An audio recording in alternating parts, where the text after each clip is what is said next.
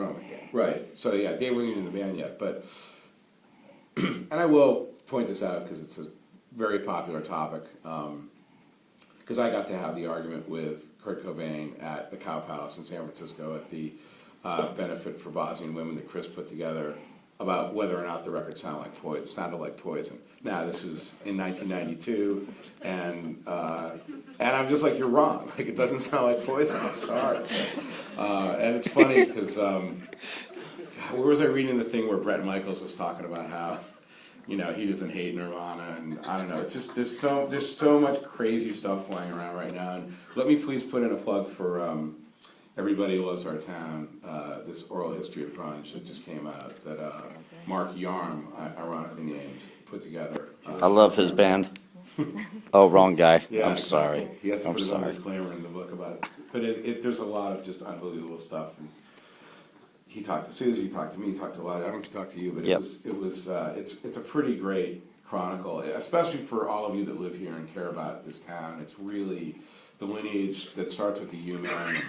Don't know where it ends yet because I haven't finished it, but fills in a lot of gaps. But yeah, I mean, listen, I listened to the record yesterday flying out here and just sort of thinking about talking about it, and I hadn't listened to it in a while. I mean, it is an unbelievable album. It's, as I like to say, as I used to say at the time, because I didn't know if anyone even made it that far at first, you think you've got it figured out, and then On a Plane comes on and just completely devastates you. And I don't know, it's, I'm very lucky, we're all very lucky to have experienced it. We're all very lucky that it's out there, that it will last forever. It's weird to grow up, like for me, growing up on like the Beatles and the Stones and Led Zeppelin and the Who, and that was pretty much it. Nothing else could be classic. And it's harder and harder to define times based on individual albums. And we're lucky, I mean, Seattle, to have two albums that came out the same year that basically have that status all over the planet.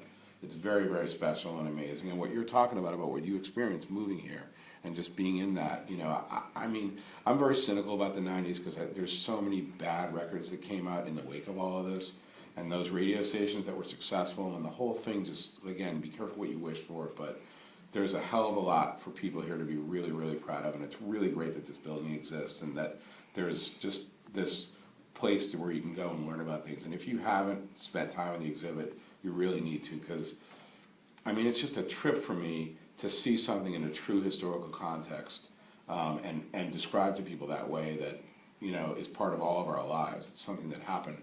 20 years is a long time, and yet, for those of us that are a little older, it's not that long a time, and it doesn't feel that long ago. And I'm glad that we're all here to talk about it and talk to you about it, and that's about all I'm going to say. Right. I've said too much already.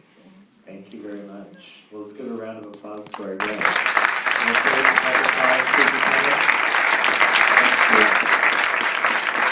Thank you, Jacob. Thank you.